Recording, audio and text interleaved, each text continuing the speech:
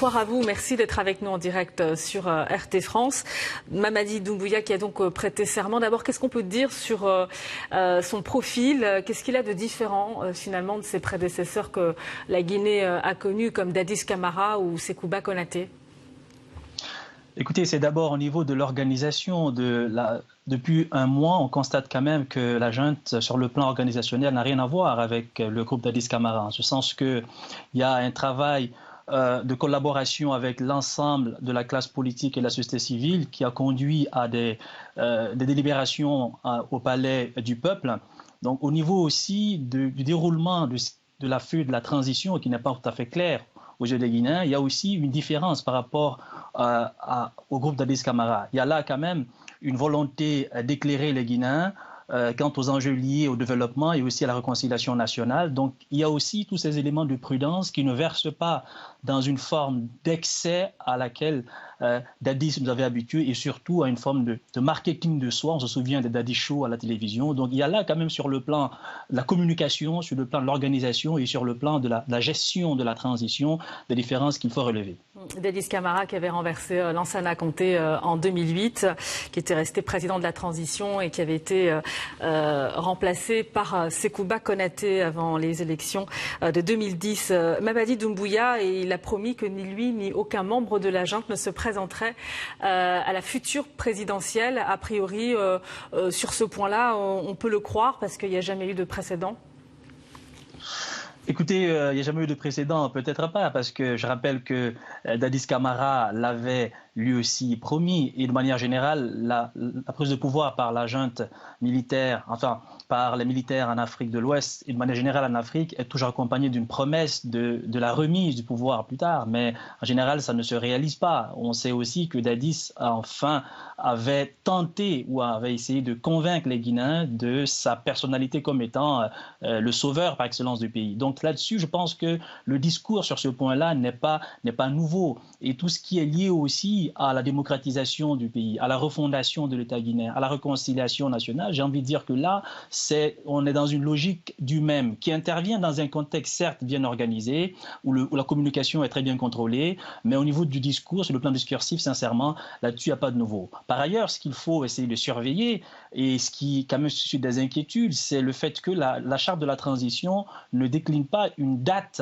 de la transition. Là, c'est des inquiétudes parce qu'à la fois, on nous dit qu'il ne se présentera pas aux élections, mais l'on ne sait pas quand la transition se terminera. Est-ce là une politique de prudence ou est-ce une manière peut-être pour remettre aux Guinéens, c'est-à-dire le choix de décider une transition, alors même qu'on sait que certaines personnes veulent 4 ans, 5 ans, d'autres veulent 2 ans, 12 mois. Donc il y a là aussi des ambiguïtés qu'il faudrait éclairer. Il y a toujours en Guinée les stigmates de la période de cette transition menée par Dadis Camara avec le massacre de 2009, massacre terrible qui a mené aussi à une enquête internationale. On sait que Mamadi Doumbouya a quand même mené le 3e putsch en un an en Afrique de l'Ouest. Il y a eu quand même des vies humaines qui ont payé le prix de ce putsch. Les médias font état d'une dizaine à une vingtaine de morts. Est-ce que là, il y aura une enquête ou pas? Enquête, écoutez, pour l'instant, on ne sait pas, parce qu'officiellement, en Guinée, on ne nous dit pas les affrontements qui ont eu lieu au palais, le nombre de morts suite aux affrontements-là. Tout ce qu'on sait, c'est que, évidemment, que la junte, comme dans les autres pays, essaiera de se protéger à travers des dispositions législatives, ne serait-ce que d'interdire certaines poursuites qui visent les membres du CNRD. Ça, c'est classique pour essayer de peser sur le processus transitionnel. Mais en ce qui concerne, par exemple, les crimes commis sur le territoire guinéen, il faut quand même dire que certains gestes sont posés. Par exemple, la minute de silence lorsqu'il y a eu la rencontre avec les membres du gouvernement déchu au Palais du Peuple, ce qui a été quand même apprécié. Mais on voit que dans l'histoire politique du pays, dans la trajectoire historique de notre pays, les crimes de Sékou Touré, par exemple, les violations des droits humains sous Lansana Conté n'ont pas vraiment été prises au sérieux par les différents acteurs politiques et les décideurs en particulier. Et aussi, on voit quand même qu'au niveau de la mémoire, sur le plan symbolique, des gestes posés par le colonel Doumbouya, par exemple, le fait qu'il est allé sur la tombe de Sékou Touré ou de Lansana Conté n'est pas passé inaperçu, parce que c'est un signe signal, peut-être un message qu'on envoie qui est négatif aux victimes de ces deux régimes. Donc sur le plan de la réconciliation nationale, il y a quand même une contradiction de se recueillir sur le mémoire de Sékou Touré alors qu'on sait que des milliers de Guinéens ont succombé sur la tyrannie du premier président de la Guinée. Donc là-dessus, je pense qu'il y a lien à travailler tout le rapport entre l'histoire et la politique pour tirer au clair les bilans sur le plan politique et social des régimes précédents. Une dernière question. On a remarqué la présence de personnalités politiques. On peut citer Cellou Dalein Diallo ou Sidya Touré. Est-ce que parmi les personnalités politiques étaient présentes aujourd'hui, il y a peut-être le prochain président guinéen. Et puis aussi, lors de cette prestation de serment, on a remarqué l'absence de représentants étrangers. Comment l'expliquer ? Dans le cas de la CEDEAO, c'est tout à fait normal parce que la CEDEAO, par principe, a condamné le coup d'État et a soumis la Guinée à un régime de sanctions. Donc je pense que la junte elle-même ne s'attendait pas à ce qu'il y ait des représentants du corps diplomatique sous-régional.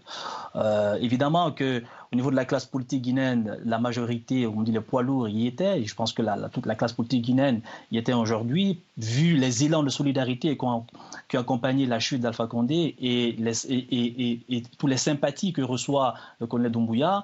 Mais je pense que pour l'instant, il est très tôt de dire que le futur président de la Guinée y était, bien quand même qu'il faut reconnaître à l'opposition guinéenne, malgré les faiblesses qui ont été révélées, malgré sa fragilité, qu'elle a quand même tenu tête. Et Cellou Dalein Diallo, avec l'ANAD, a participé, me semble-t-il, à maintenir une situation de crise qui a vraiment fragilisé le pouvoir d'Alpha Condé, à la fois sur le plan symbolique et sur le plan international. Donc bien qu'il ait été critiqué par sa participation aux élections, il y a quand même là une stratégie qui a aussi pesé sur la suite des choses. Par contre, aujourd'hui, ce à quoi les Guinéens s'attendent, c'est à une mutation profonde du système politique guinéen et ne pas simplement rester au discours sur la refondation de l'État ou à la rédaction de nouvelles constitutions. Au préalable, il faudrait s'interroger sur la forme de gouvernement que nous voulons, un système présidentiel ou un système parlementaire. Et on voit déjà que, d'un point de vue politique, la charte de transition reconduit une hyper-présidentialisation. Donc, quelque part, ça nous donne l'esprit de la junte en ce qui concerne l'organisation politique. Est-ce que c'est ce que les Guinéens veulent? Je ne crois pas. Aujourd'hui, il y a une divergence sur la nature de notre régime politique. Et il me semble, pour terminer, que la junte aurait mieux fait d'abord de mener des interrogations profondes, d'organiser des réflexions profondes en Guinée qui mobilisera les chercheurs guinéens autour de ces questions fondamentales sur le type de société que nous voulons, le type de régime politique que nous voulons et comment organiser tout le rapport, par exemple, entre la capitale Conakry et les régions. Ça me paraît des questions essentielles si on ne veut pas reconduire la même logique politique autoritaire et arbitraire où le président a tous les pouvoirs et le ministre n'a qu'une fonction d'exécution, comme par exemple la transition le prouve. Merci beaucoup à vous, Amadou Sadjo Barry, auteur et professeur de philosophie au Collège d'enseignement général et professionnel de Saint-Hyacinthe au Québec et chercheur en éthique des relations internationales.